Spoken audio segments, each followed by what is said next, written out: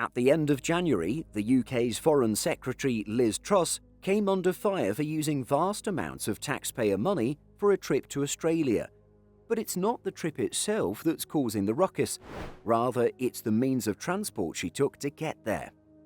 Truss chartered the government's private Airbus A321 for the 22,000-mile flight at an estimated cost of £500,000, equivalent to $671,000.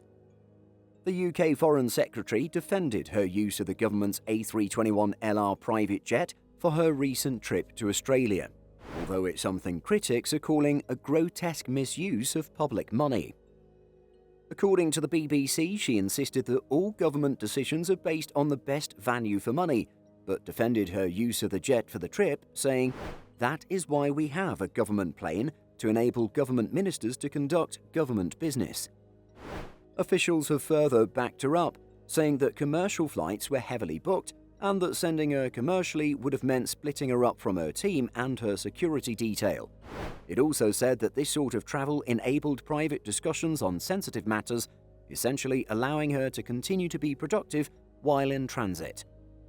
The A321LR, registered Golf X-Ray Alpha Tango Whiskey, is actually operated by Titan Airways on behalf of the UK government. While it's a Titan Airways jet, it would seem to be exclusively for the government, having been delivered with patriotic paintwork in March last year. Its livery is almost a full copy of the RAF Voyager MRTT, earning it the moniker of Baby Boris Force One. The lengthy narrow-body trip began in London on January 18th, when Truss boarded the A321LR at Stansted Airport and began flying south. The jet is configured in a VIP layout and is therefore capable of flights longer than the standard published range of 4,000 nautical miles or 7,400 kilometres with 206 passengers. However, its extended range would be far short of the massive 22,000-mile distance to Sydney. As such, it made several stops en route. 6 hours after setting off from London, it touched down at Dubai World Central, where it stayed for around an hour. After topping up the fuel, it headed to Malaysia, landing in Kuala Lumpur at 10:42 the following day. Again, it was a relatively short stop, taking off once more at just after midday for the almost 8-hour trek to Sydney.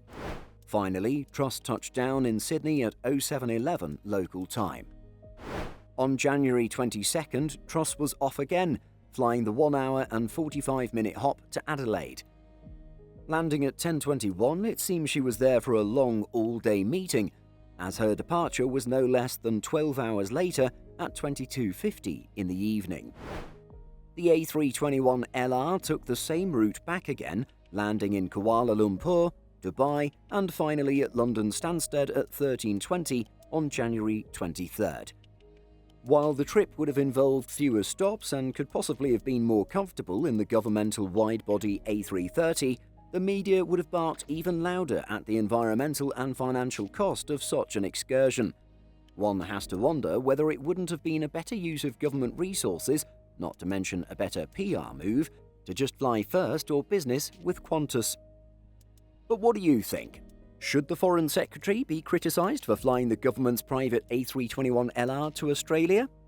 Let us know by leaving a comment. In addition to our daily YouTube videos, Simple Flying publishes over 150 articles every week. If you're looking for the latest aviation news and insights, visit simpleflying.com.